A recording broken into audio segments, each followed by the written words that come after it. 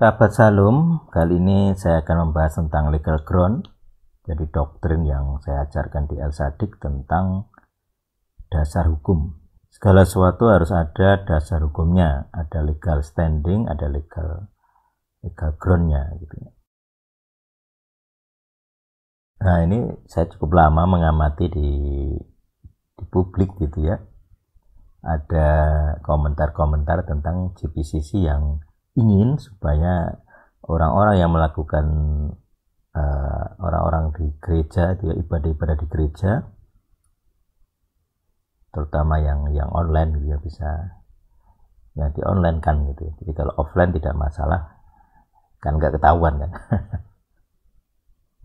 Tapi kalau yang daring itu harus ada royaltinya. Padahal waktu itu sedang gencar-gencarnya orang sedang berjuang untuk ibadah online. Tiba-tiba ada GPCC yang pengen mereka bayar royalti kalau menyanyikan. Dan orang rata-rata senang ya lagu-lagunya GPCC karena meriah, mungkin dinyanyikan artis-artis atau ada intinya dianggap lagu-lagunya bagus lah gitu ya. Terus ketika mereka sedang berusaha online dan tiba-tiba disuruh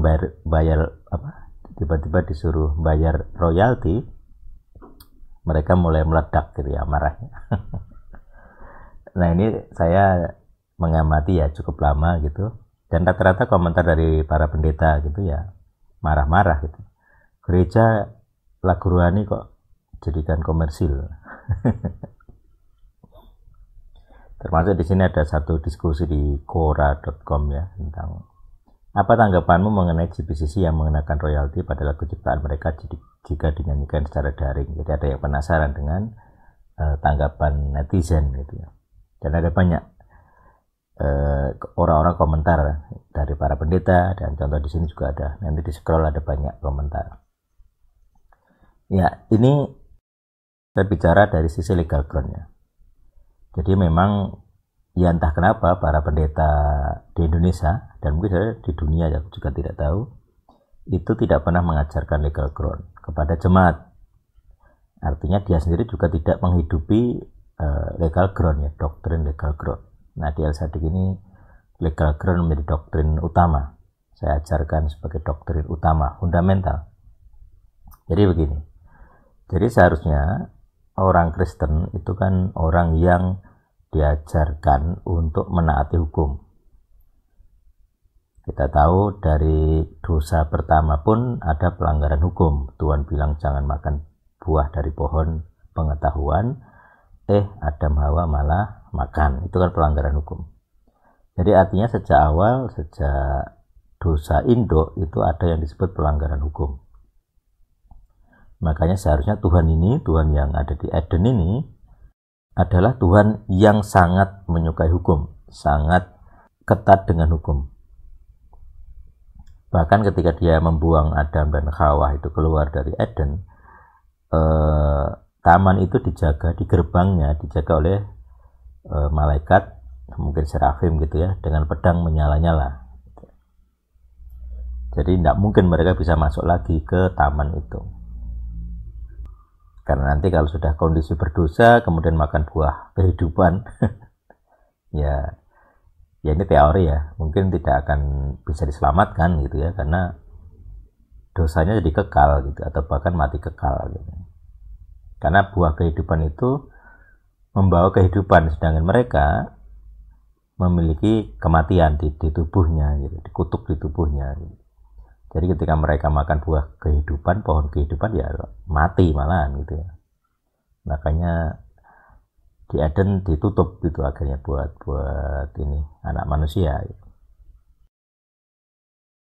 Nah, artinya Tuhannya yang di Alkitab itu sangat-sangat legal groundnya kuat gitu. Jadi sangat-sangat menonjolkan hal-hal berkaitan dengan legal ground. Cuman masalahnya kenapa gereja dan pendeta itu suka melanggar legal ground, suka melanggar hukum. Coba saja itu pendeta-pendeta yang protes tentang lagu GPCC. Gerejamu pakai Easy Worship enggak? Pakai Microsoft Office tidak? Pakai Microsoft Windows enggak? Lalu kalian bayar royalti tidak? Jadi kalau kalian terbiasa tidak bayar royalti pakai isi worship, lalu kalian protes soal GPCC yang minta bayar royalti, minta uang royalti, ya wajar, berarti kalian tidak terbiasa taat kepada hukum. Kalian kalau naik motor pakai helm tidak, jemaatmu gereja pakai helm tidak, melanggar lampu merah tidak, dan seterusnya. Itu ketaatan sederhana. Artinya sebenarnya bukan orang rohaniah pun akan taat. Jadi negara ateis bisa lebih taat daripada Anda yang agamis gitu. Jadi misalnya di Amerika pelanggaran lalu lintas itu dendanya mahal sekali gitu ya. Jadi bisa-bisa SIM itu bisa dicabut gitu. Bahkan untuk pelanggaran-pelanggaran yang di Indonesia itu simple. Lawan arah terus menimbulkan kecelakaan itu di sana bisa dicabut SIM-nya. Dan untuk dapat lagi wah sulit sekali. Sulit dan mahal gitu. Misal bisa puluhan juta gitu ya prosesnya. Itu kesalahan ya bagi saya, itu yaitu dosa-dosa para pendeta dan para pengajar gitu ya. Jadi mereka mengajarkan Alkitab tapi tidak sepenuhnya. Kenapa? Ya karena mereka tidak menghidupi sepenuhnya juga. Kalau kalian melanggar hukum, terbiasa membacak software-software di gerejamu, kemudian kalian kaget dengan ada gereja minta royalti, ya itu ya salah kalian sendiri. Satu, kalian tidak terbiasa dengan yang namanya hak cipta, tidak terbiasa dengan legal ground, bahwa kalian harus menaati hukum. Termasuk kadang di gereja banyak kasus keuangan, ya itu pelanggaran hukum. Ini bukan hukum manusia ya, hukum Tuhan gitu. Karena hukum negara tidak bisa menjangkau lembaga-lembaga dan profit gitu. Negara kesulitan kalau harus mengusut lembaga dan profit. Mentok kalau ada kasus pencucian uang baru bisa gitu ya. Itu pun dari kasus eksternal. Tapi kalau internal gereja, negara kesulitan mengaudit gitu ya. Jadi kalau gereja tidak mau diaudit, ya itu salah gereja sendiri gitu. Ada beberapa gereja begitu. Tidak boleh ada audit. Nah ternyata memang bobrok gitu ya.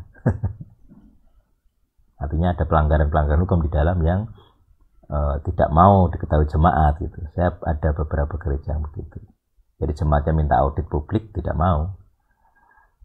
Dan kebetulan saya tahu infonya gitu ya. Jadi memang di dalam ya amburadul gitu ya. Kalau sampai diaudit malu sendiri. Dari pendetanya banyak utang ke keuangan gereja, terus dialihkan. Jadi pos yang harusnya A dialihkan ke B. Dan nanti uang untuk beli peralatan misalnya harusnya merek A yang mahal dibelikan merek yang murah. Nah gitu-gitu. Ya gereja-gereja bobrok ya biasa gitu.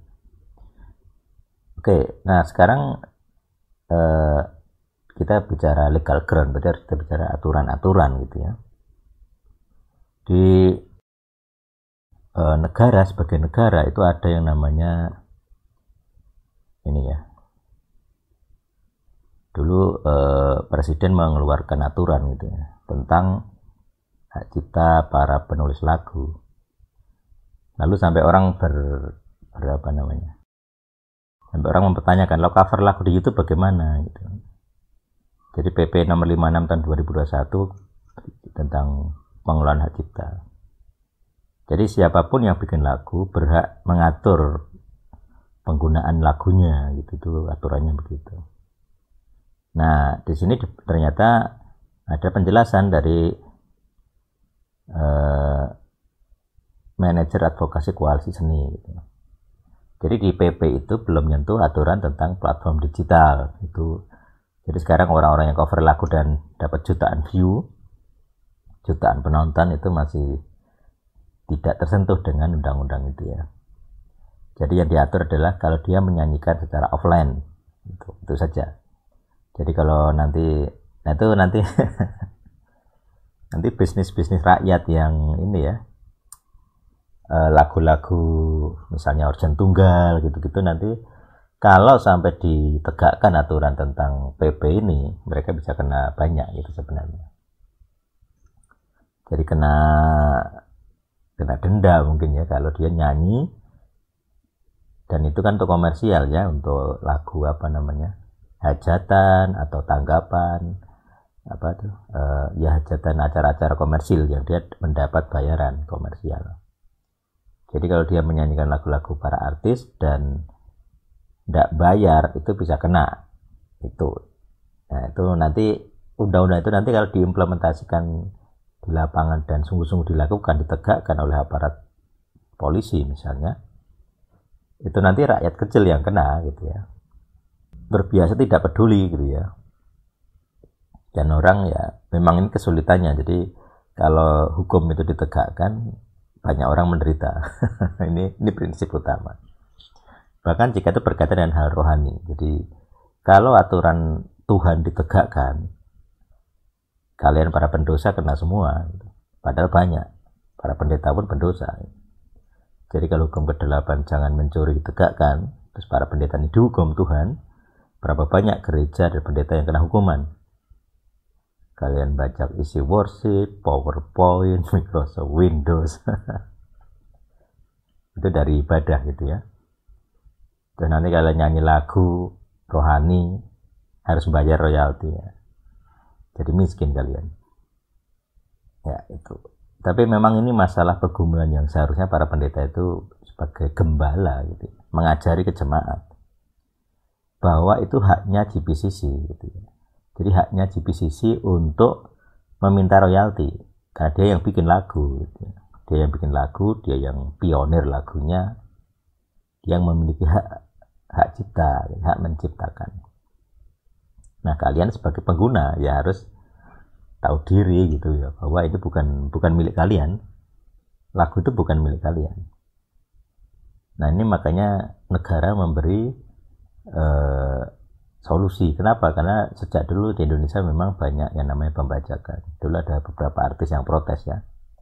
Jadi zaman dulu kalau orang jualan MP3 di CD-CD di lapak-lapak, ya CD-CD gitu ya, di pinggir jalan. Dulu ada artis, aku lupa siapa. Dia kaget, wah ini lagu saya. Dijual dalam bentuk MP3. Berapa ribu mungkin, 10.000 mungkin ya. Gratis semua, padahal dia rilis lagunya royalti, harus dengan royalti. Jadi dari lagunya dengan CDDA, yang berlisensi gitu ya, jadi di copy tidak bisa, tapi di ripping bisa. Nah, MP3 ini kan hasil ripping dari CD audio itu gitu. Jadi kalau langsung dari CD audio nggak akan bisa di copy, hanya bisa di ripping ya, diputar terus jadi ngopinya secara istilahnya apa ya, lihai gitu ya. Jadi tidak filenya langsung di medianya yang di copy, tapi ketika diputar itu kan dia transfer data ke alat pemutar lah, di alat pemutar lah yang namanya di copy gitu.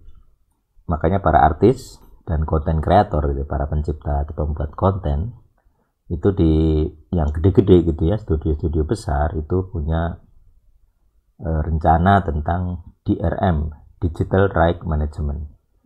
Jadi ketika diputar pun harus pemutar yang berlisensi sehingga tidak jadi copy, tidak jadi bajak. Jadi misalnya dari pemutar kemudian ke display. Nah, displaynya ini harus ada DRM-nya, ada namanya encryption-nya. Jadi di tengah jalan tidak dari copy. Misalnya di kabelnya dibajak, di kabelnya tidak bisa gitu ya. Nah, itu usaha dari para pembuat karya, bisa musik, bisa film. Para pembuat film, para pembuat lagu pengen melindungi karya. Ya, kita harus ngertilah posisi mereka gitu ya. Jadi kalau Anda daring, di online kan ya, kayak di YouTube itu, faktanya ketika diupload di YouTube, orang cover lagu yang bukan karyanya, dia bisa dapat uang banyak, jutaan view per lagunya, bisa jutaan gitu ya. Makanya ada rasa ketidakadilan bagi para pembuat lagu, film dan sebagainya ketika melihat orang lain memperkaya diri dengan produk yang mereka buat, sementara sama sekali tidak mendapat royalti, gitu. Tidak ada uang dari royalti gitu ya. Ya sama gitu, posisinya kayak GPCC gitu ya. Jadi ketika GPCC ngomong ada gereja harus membayar royalti, itu hak mereka. Ini legal ground, itu hak mereka. Jadi sebenarnya orang tidak boleh protes gitu ya. Kamu mau pakai alasan lagu untuk kemuliaan Tuhan tidak boleh dikomersialkan, berarti kamu tidak mengerti legal ground. Berarti kamu juga bukan pembuat konten pasti. Kamu tidak punya karya, sehingga ketika orang minta royalti dari karyanya, kamu nggak sensitif, kamu nggak punya empati, nggak punya simpati, malah menuduh tidak rohani gitu. Jadi menganggap GPCC tidak rohani, bukan umat Tuhan yang baik gitu. Bahkan menyerang dengan kriteria-kriteria rohani yang Anda anggap baik gitu ya. Padahal sebaliknya, Anda kalau menyerang GPCC ya Anda melanggar hukum gitu ya, hukum Tuhan gitu ya. Berarti Anda tidak ingin GPCC dapat uang dari karyanya, padahal itu haknya. Jadi kalau orang kerja tidak diberi hak dengan upah, itu apa namanya? Pengemplang namanya. Makanya ini harus kalian perhatikan, doktrin legal ground harus diajarkan ke publik. Para pendeta yang belum tahu ya harus belajar gitu ya. Ini tugas kalian sebagai gembala dan pengajar. Harusnya bukan tugas saya, tugas pendeta gitu ya. Tapi karena kalian nggak kerja ya jadi urusan saya. Saya harus ngomong gitu ya. Harusnya kalian yang ngomong. Profesor teologi harusnya yang ngomong, tapi kalian nggak becus kerja ya jadi tugas saya jadi yang ngomong gitu. Jadi pengajar Alkitab harus mengajarkan legal ground supaya tidak memalukan gitu. Ini hal sepele tapi memalukan karena terbuka di depan publik gitu, bahwa orang Kristen tidak menghormati hak cipta lagu. Jadi yang menyerang GPCC coba diuji diri sendiri, bercermin dulu kalian adalah pelanggar lisensi atau tidak. Kalau kalian terbiasa melanggar lisensi software misalnya, isi worship atau Office, PowerPoint, nah berarti ya kalian pendosa gitu.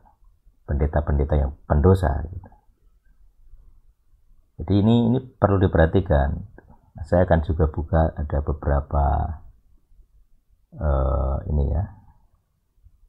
ini dari GBI, dari sinode yang bagus, dia menggembalakannya bagus ya. Jadi ada kasus langsung dikasih penggembalaan gitu ya. Ini seperti ini. Jadi dia bilang semuanya harus bentuk ada penghargaan di sini ya. Ini bagus sekali. Walaupun pengarangnya tidak minta royalti. Jadi kredit. Jadi kalau kalian posting sesuatu yang milik orang lain, kasih kredit lah. Ini lagunya siapa gitu ya. Terus, nah secara offline tidak masalah.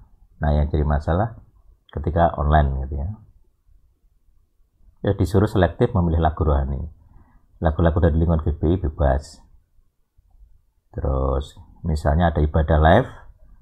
Kalau live kan ada lagunya ya. Nanti ditutup yang live-nya, diupload lagi khotbahnya saja tanpa ada lagunya gitu.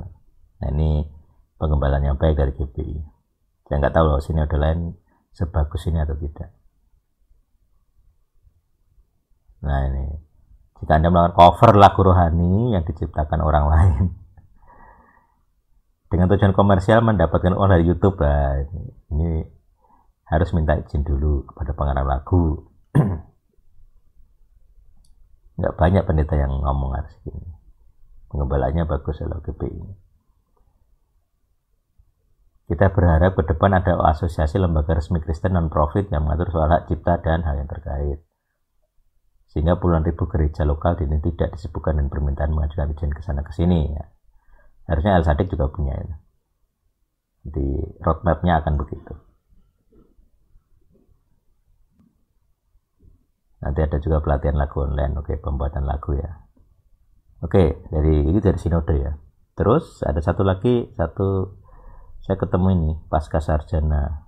Nah ini ini kalian yang belum tahu harus belajar juga ini.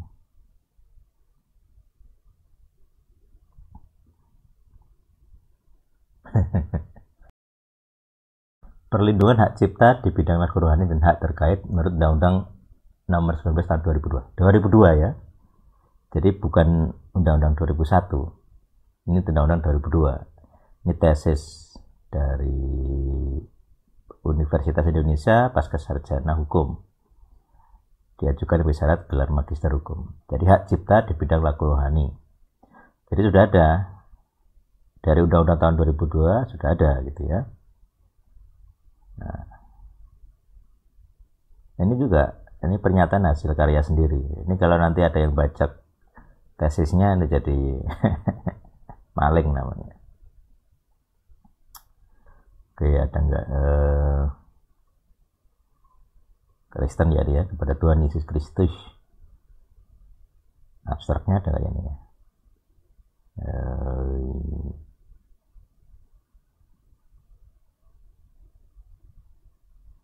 Dalam pengembangan kayak gini ini juga hukum ya. Jadi demi ilmu pengetahuan maka penulis memberikan hak bebas royalti non eksklusif tentang tesisnya ini. Jadi demi pengembangan ilmu pengetahuan. Jadi yang diberi hak adalah Universitas Indonesia yang berhak menyimpan, mengalih media, mengelola dalam bentuk pangkalan data, merawat dan seterusnya. Jadi ini mahasiswa memberikan hak kepada kampusnya untuk pengembangan ilmu pengetahuan. Di luar kampusnya itu jadi masalah hukum. Nah itu contoh. Nah ini tahun 2002 tentang hak cipta sudah ada mahasiswa pasca sarjana yang membahas gitu. Jadi kalau ada pelanggaran hak cipta yang sering jadi masalah, mereka tidak ingin kasus mereka diekspos ke media massa. Misalnya GPCC gitu ya. Jadi pencipta lagu rohani tidak ada yang tidak suka terekspos gitu. Sama seperti ketika GPCC mengekspos bahwa mereka minta royalti, diproteslah se-Indonesia pendeta-pendeta yang sangat rohani gitu. Oke, itu abstraknya ya dari paper ini atau jadi tema yang saya lihat di sini adalah kendala penegakan hak cipta lagu atau musik. Jadi itu bahasan kali ini adalah legal ground. Kalau Anda mengenal Tuhan Anda di kitab Anda itu yang Anda anggap suci, terus Anda protes tentang GPCC yang minta royalti, mungkin Anda belum kurang mengenal Tuhan Anda itu. Tuhan Anda itu sangat ketat berkaitan dengan hukum legal ground. Jadi kalau Anda semangat melanggar legal ground, ya saya curiga gitu ya, jangan-jangan pengenalan Anda tentang Tuhan Anda kurang. Makanya ada hukum mata ganti mata, gigi ganti gigi. Terus Anda bilang hukum Torah sudah tidak berlaku oleh darah Yesus atau salib Yesus. Aduh, saya sampai tak habis pikir gitu ya. Kalau hukum Torah batal, lah terus nubuatan tentang Yesus itu berasal dari mana? Jadi semua nubuatan tentang Yesus itu berasal dari PL. Jadi kalau PL itu batal, ya kan nggak masuk akal gitu. Artinya segala nubuatan tentang Yesus di PB itu batal gitu. Makanya kadang orang bikin doktrin itu ya tiada otak gitu ya, tidak berpikir, tidak pakai logika, ngawur gitu ya. Padahal ya doktor, master teologi gitu ya. Tapi tidak pernah berpikir gitu ya. Ya kalau saya sebagai kampus yang memberi gelar ya malu lah. Filosofi doktoral, filosofi, kemampuan atau mencintai pengetahuan, mencintai ilmu. Tapi tentang hukum, kenapa kalian yang rohaniyah tidak tahu, tidak ngajari jemaat? Nah ini jadi masalah. Bahkan orang hukum, ini kebetulan pasca sarjana ya, sudah mempergumulkan tahun 2002, 2008 itu dia bikin paper dengan undang-undang tahun 2002. Pada tahun 2008 dia bikin penelitian tesis tentang hak cipta lagu rohani. Dan dibahas bahwa memang mayoritas pencipta lagu rohani, pemilik hak cipta, tidak mau terekspos media. Kenapa? Karena terekspos pasti dihujat. Siapa yang menghujat? Ya kalian Kristen-Kristen itu, pendeta-pendeta yang menghujat. Dengan alasan rohani. Ini kan untuk Tuhan, kenapa dikomersialkan? Padahal mereka butuh makan. Jadi mereka butuh makan dari karya mereka, dan kamu sebagai hamba Tuhan telah berdosa kepada Tuhanmu karena membiarkan mereka kelaparan gitu. Makanya artis-artis tidak bisa hanya mengandalkan lagu rohani. Mereka harus kerja yang lain, artis di dunia lain. Karena artis rohani itu tidak ada uangnya. Ya gara-gara kalian para pendeta gitu ya, yang pengen membajak lagu-lagu mereka. Ini kalian yang harus ngajari ke jemaat. Termasuk kalian sendiri harus bertobat dari kebiasaan pelanggaran hukum. Ini dosa ke-8 dan kalian tidak ngajari gitu. Ya tentu saja karena kalian bilang kan hukum Taurat sudah batal oleh Yesus. Nah ini Yesus mana? Yesus yang asli hormat kepada Taurat. Satu iota saja, satu kerayah dari titik, satu titik kecil, bukan iota sebenarnya, kerayah gitu. Di bahasa Aram kerayah, bukan huruf itu. Iota itu juga bukan huruf. Sorry, kalau iota huruf ya, tapi aslinya kerayah dalam Aram. Gitu. Jadi kalau di Aram itu tidak huruf ya, kerayah itu bukan huruf, tapi kayak tanda baca lah. Gitu. Jadi ada hal-hal yang dianggap benar tapi salah. Ada hal yang dianggap Yesus tapi bukan Yesus. Apakah Yesus yang asli pengen kalian membajak lagu-lagu rohani? Nah itu pertanyaannya. Jadi di dunia ini ada banyak Yesus yang KW. Dari Yesus KW ini memerintahkan umatnya untuk membajak isi worship, tidak usah bayar, baca PowerPoint, tidak usah bayar. Nanti kalau Windows kalian ada keterangan not genuine ya di crack saja. Itu Yesus KW. Semoga ini jadi perenungan kalian Kristen-Kristen yang rohaniah. Kalian tuh pelanggar hukum atau taat kepada hukum. Selamat bergumul.